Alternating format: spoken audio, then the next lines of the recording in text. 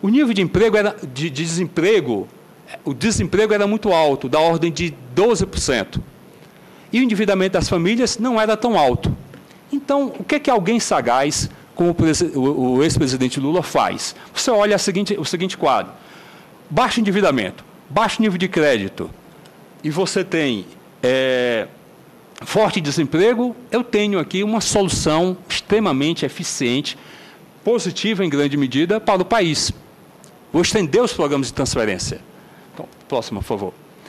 Essa situação já mudou. Só para você ter uma ideia, o crédito saiu de 25% para 50% do PIB. Já dobrou. Então, se puder voltar, por favor.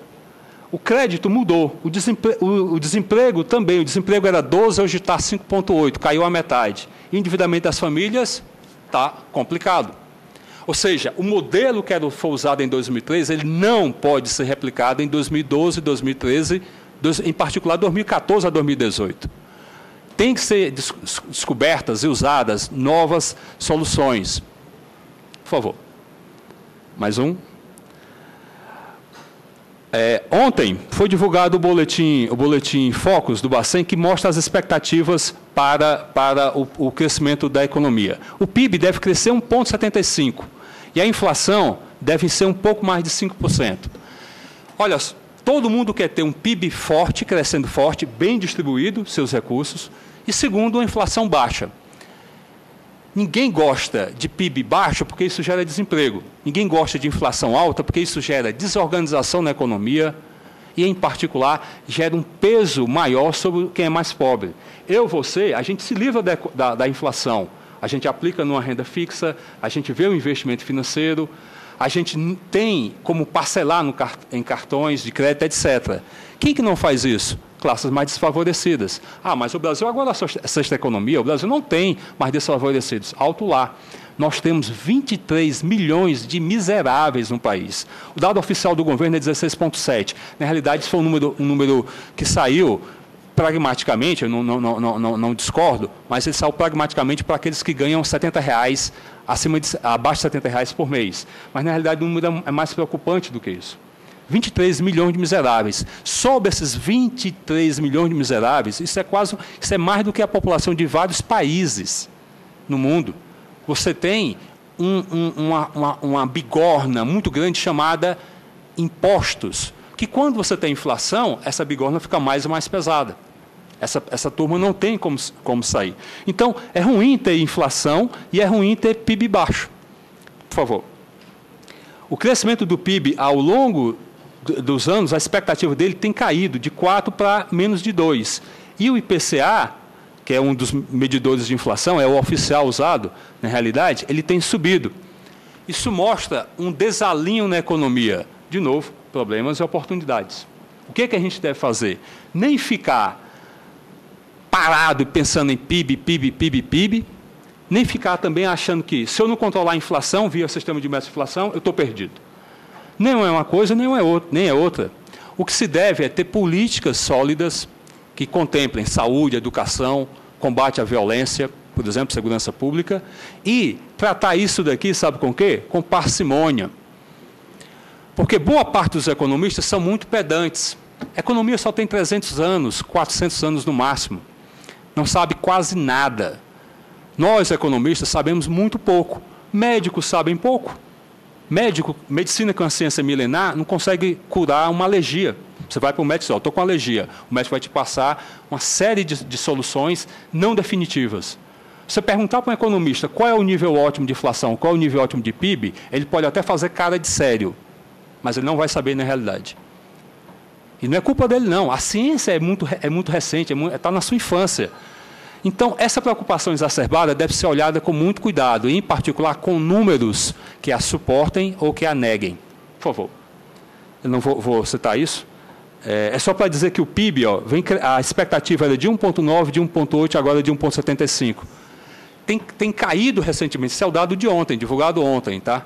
Então, a expectativa com relação ao PIB tem caído realmente, e a inflação aumentado. Você está no pior dos mundos.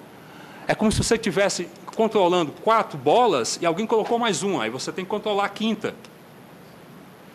O governo está particularmente nessa situação. Não é que isso seja desejável, de forma alguma, porque isso afeta o cidadão brasileiro. Mas é importante que aí, observando a situação dessa, quem tem história e quem tem bandeiras e quem tem propostas, coloque-as à mesa e, com aquele poder político, barganhe de forma mais substancial. Não há crianças nessa discussão entre executivo e legislativo. Portanto, a discussão à mesa tem que ser dada de forma madura. Há um problema. Eu estou com problemas de greve dos servidores federais, eu estou com problema de greve nas universidades, há uma expectativa de queda na receita, mesmo o superávit primário, que pode ser tratado como dogma, a geração de superávit é um esforço fiscal. Se tratado como dogma, complica fortemente a gestão econômica, complica a vida do cidadão ao final. Às vezes, se erra e se tenta controlar por um erro. 2 erros não levam a um acerto. As nossas mães já nos ensinavam isso. Você errar por um lado e errar pelo outro, não quer dizer que você vai acertar agora. Ter esforço fiscal para controlar problemas antigos que o Brasil teve é um ponto, mas não alocar eficientemente recursos é um erro tremendo. O gráfico que o deputado Paulo Rubem colocou do orçamento, de destinar aos juros da dívida pública, são fortíssimos. O Brasil é o que paga mais juros da dívida. Segundo, desculpa, não é o maior, a Hungria ganha da gente, mas é um ranking péssimo. É uma Olimpíada que a gente ganha e não deveria ganhar. Tá? Por favor. O índice do Banco Central, que tecnicamente a gente fala que é um indicador antecedente, ele antecede o que vai acontecer com a economia. Ele mostrou um certo alívio, mas esse alívio veio do lado do consumo e não do lado do investimento. Quem investe pouco, quem poupa pouco, não cresce mais à frente. Quem só consome, é bom. É que nem dar murro em almofada, é bom para o espírito, mas não constrói praticamente nada. Os dados de investimento no país e de poupança são complicados. E uma preocupação com o PIB leva a uma frase dessa. Aqui, uma autoridade comentou que uma previsão do PIB feita recentemente seria algo como uma anedota. O ponto é, não pode haver uma preocupação tremenda ou desmensurada com relação ao crescimento do PIB. Tem que haver, porque senão gera desemprego. Mas também tem que ver quais são as políticas realmente adotadas, quais são as prioridades alocadas para cada uma delas. Por favor. Mais uma. E o Brasil é um país com as coisas equilibradas? Não. Efetivamente, esse país que estamos vivendo atualmente é um país de diversos desalinhos, de diversos desequilíbrios. O nosso imóvel é caro, não só em Brasília. Em Recife é muito caro, em Fortaleza é muito caro, em Porto Alegre o imóvel é muito caro. O sanduíche que a gente come aqui é muito caro. Esse Big Mac que a gente compra aí, pode comprar em qualquer esquina aqui do Brasil, também pode ser comprado na Europa, nos Estados Unidos, no Japão. O nosso Big Mac, e eu estou usando, infelizmente, esse exemplo só para dar o exemplo da disparidade, do desalinho, ele é um dos mais caros do mundo. O tablet que se usa, os nossos telefones celulares são os mais caros do mundo. Isso já fazendo a correção que a gente chama dólar PPP. Por que isso? Significa que o brasileiro, em parte, não cuidou do dever de casa, não é produtivo. Mas como que a gente pode ser produtivo se a gente não sabe ler um relógio analógico? Não dá. Como é que você consegue produzir mais e mais? Como é que você consegue sair, como o senador colocou, do país montado no Brasil, fabricado no Brasil, para o país dos produtos criados no Brasil, e não só montados ou fabricados, mas sim criados. Criar, e aí vem o artigo 1 do PDT, de punho pelo Brizola, tem que ter conhecimento. Sem conhecimento, não dá. Por favor, a inflação de serviços em particular pesa muito, 9%. Aí você me diz, mas essa inflação, será que também não dá para conviver com ela? Gente, é um problema, depende de quem que vai segurar isso. Se for os mais pobres, é uma complicação. Porque mesmo a inflação mais baixa de 7% ao ano, sabe o que ela significa? Significa que em 10 anos dobra o preço. Você vai cortar seu cabelo, custa, digamos, R$40. Se a inflação for de 7%, em 10 anos é o dobro.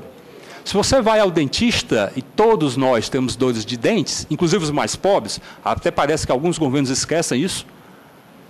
Se a inflação é de 7%, a inflação de serviços, incluindo os serviços odontológicos, dobra de preço. É um problemaço, por favor. E o Brasil não está tão bem nesse quadro, não. Aqui o Brasil, a expectativa o valor em 2011, agora a expectativa para 2012 e o valor em 2013 está na ordem de 5,5, quase beirando esse 7. Nos outros países, somente a África do Sul está no quadro similar, a gente mesmo assim um pouco melhor. Esses países que estão aí ruindo, que estão com problemas sérios, como o próprio Estados Unidos, tem uma inflação bem mais baixa. Aqui nessa casa eu já tive, infelizmente, a oportunidade de presenciar autoridades dizendo dados que são verídicos e verossímeis, mas que ele não apresenta o outro ponto. Parece como uma noiva. Você diz assim, olha, ela está aqui, mas a verruga esconde. Certo? Essa daqui a gente não mostra, não. Embora vá se conhecer a noiva por completo, ou o noivo, que seja, mais à frente. Ou seja, a economia, você pode escondê-la por 1 ano, 2, 3, 4. A economia responde. A economia é um sistema.